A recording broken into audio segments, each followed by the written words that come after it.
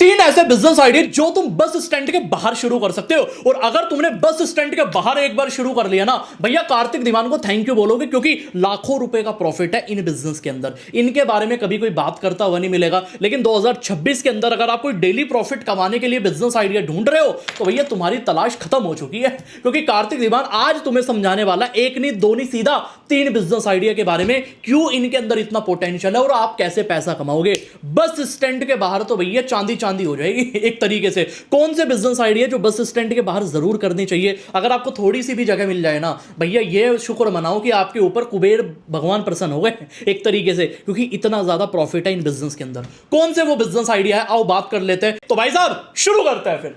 इस वीडियो में बताए गए सभी बिजनेस आइडियाज सिर्फ एजुकेशनल और इन्फॉर्मेशनल पर्पस से शेयर किए गए हैं। किसी भी तरह की इन्वेस्टमेंट करने से पहले खुद की रिसर्च जरूर करें और किसी एक्सपर्ट से सलाह लें। ये वीडियो में बताए गए मुनाफे या रिटर्न की गारंटी नहीं दी जाती। बिजनेस का रिस्क आपकी समझ और एग्जीक्यूशन पर निर्भर करता है।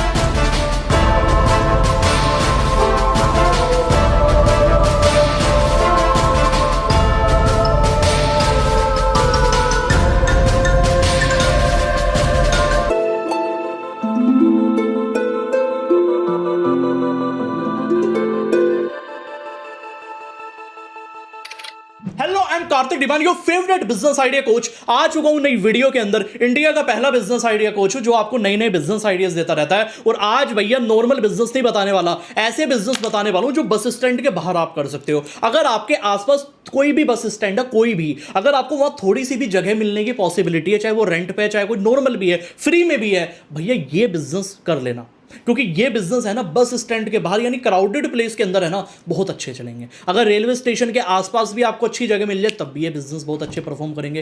कौन से वो बिजनेस है, आओ समझते हैं। रो वीडियो हो रहेगी, अनफिल्टर्ड वीडियो रहेगी, डिटेल में बताऊंगा। मोटिव सिर्फ एक है कि आपको धंधे का असली ज्ञान दे सकूं, क्योंकि फालतू की नॉलेज मैं नहीं देता, सीधा स्टेप बाय स्टेप बताता हूं, मुद्दे की बात बताता हूं, इसलिए हर आदमी डाइजेस्ट नहीं कर पाता। तो भाई साहब शुरू करते हैं। नंबर 1 बिजनेस क्या है, वो फास्ट फूड वैन का। देखो फास्ट फूड वैन इतना ज्यादा क्रेज बढ़ चुका है, मैं क्या ही बताऊं।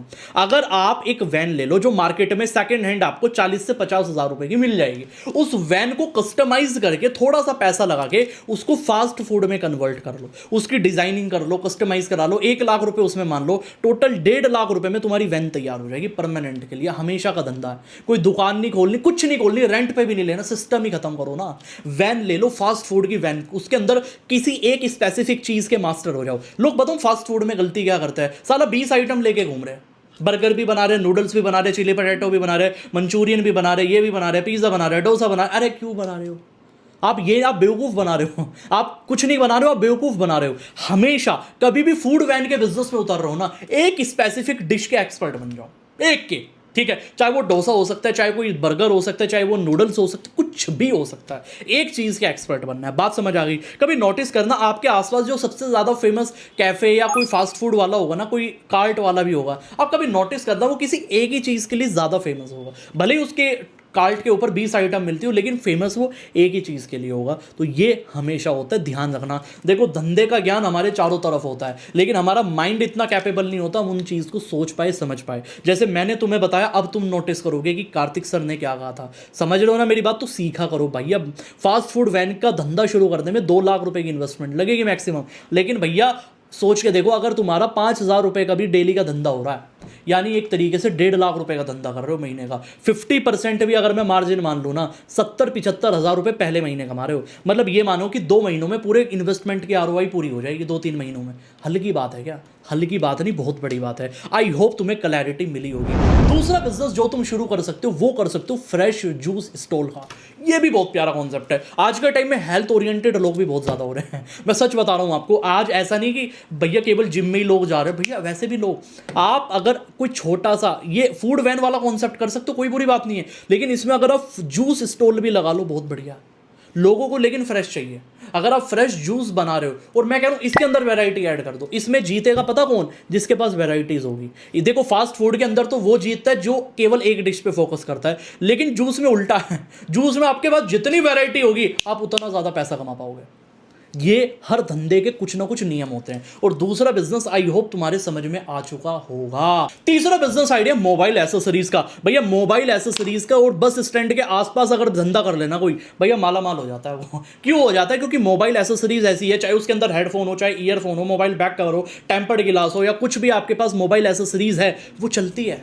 चाहे ब्लूटूथ स्पीकर क्यों ना हो, क्योंकि क्राउडेड प्लेस है और लोगों को पसंद आता है। और लोगों को ब्रांडेड आइटम नहीं चाहिए वहाँ, लोगों को लोकल आइटम चाहिए, थोड़ी सी अट्रैक्टिव दिखने में आइटम चाहिए। अगर आप वो लाके वहाँ बेचना शुरू कर दो, छोटा सा स्टॉल लगा के बेचना शुरू कर दो, बहुत ही बढ़िया प्रॉफिट है। देखो धंधे का मतलब पता क्या है? धंधे का मतलब हवाबाजी नहीं, हमने बना दिया। हम पता बिजनेस किसको मानते हैं? आज बहुत कड़वा सच बता रहा हूं तुम्हें मैं, आज हम बिजनेस केवल उस चीज को मानते हैं कि जिसमें केवल आज जो ओनर है वो कुर्सी पे बैठा है ऐसी, ठीक है, उसकी दुकान है, उसकी फैक्ट्री है, वो बिजनेस कर रहा है। जो ठेला लगा रहा है वो बेवकूफ है? वो नहीं, वो बेवकूफ नहीं, वो नौकरी करने से वाले से ज्यादा समझदार है। वो कहना नहीं चाहिए एमबीए करने वाले से ज्यादा समझदार है।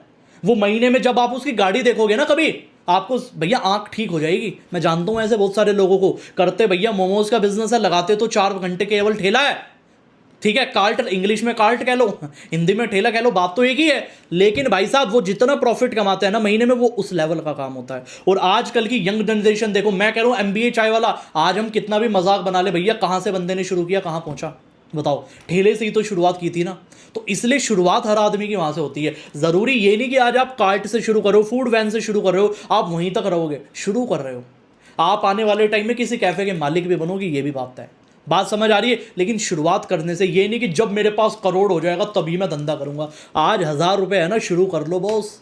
क्योंकि ये दुनिया है ना, आज बड़े छोटे को नहीं हरा रहा, आज तेज धीरे को हरा रहा है। जो स्पीड में चल रहा है ना वही सबको हराता जा रहा है। बात समझ आ रही है? आई होप तुम्हें मेरा पूरा मिशन समझ में आ चुका होगा, पूरी जो एक एक बातें बताई है। अगर आपको सारी चीजें समझ में आ चुकी होगी, कमेंट के अंदर लिख दीजिए आई सपोर्ट कार्तिक दीवान। क्योंकि कार्तिक दीवान की जब तक वीडियोस देखते रहोगे, अपने बच्चे को दिखाते रहोगे ना, उसके माइंड में हमेशा खुद ब खुद आइडिया पनपने लगता है। मुझे लोग बहुत बार कहते भी है, कार्तिक सर जब हम अपने बच्चों को, मतलब बहुत सारे पेरेंट्स मुझे कहते हैं, जब हम अपने बच्चों को आपकी वीडियोस दिखाते हैं, जब वो डेली आपकी वीडियोस देखते हैं, मतलब उनके आप जो आइडिया बताते हो वो तो वो फॉलो करते हैं, वो तो वो समझते हैं, नोट डाउन करते हैं, नोट्स बनाते हैं, लेकिन उनके माइंड में खुद ब खुद आइडिया आने शुरू हो जाते हैं। बात समझ रहे हो? क्योंकि जब मैं कोई आइडिया बता रहा हूं ना, आपका दिमाग काम करने लगता है, अच्छा ये तो हम कर ही सकते हैं, इसके साथ ये भी कर सकते हैं। तो वो जो तुम्हारा माइंड डेवलप करता हूं ना मैं, वो रीजन सबसे बड़ा यही है, ताकि तुम मल्टीपल आइडियाज सोच पाओ। क्योंकि जब तक आइडिया नहीं होगा तब तक कैसे पैसा कमा पाओगे? तभी तो बड़ा पैसा कमा पाओगे। बात समझ आ रही है? कैसे लगे तुम्हारे 3 के 3 बिजनेस आइडिया जो मैंने तुम्हें बताए हैं, वो मुझे कमेंट के अंदर बताइए। और अगर आप चाहते हो मैं ऐसी वीडियोस और ज्यादा बनाता रहूं, तो कमेंट में लिखते जाओ आई सपोर्ट कार्तिक दीवान। क्योंकि कमेंट सिर्फ एक छोटा होगा, लेकिन मोटिवेशन बड़ा मिल जाएगा मुझे। और भैया कल शाम को 4 बजे आपको एक नए बिजनेस आइडिया के साथ मिलता हूं। चैनल को सब्सक्राइब भी कर लो। सी यू टुमारो।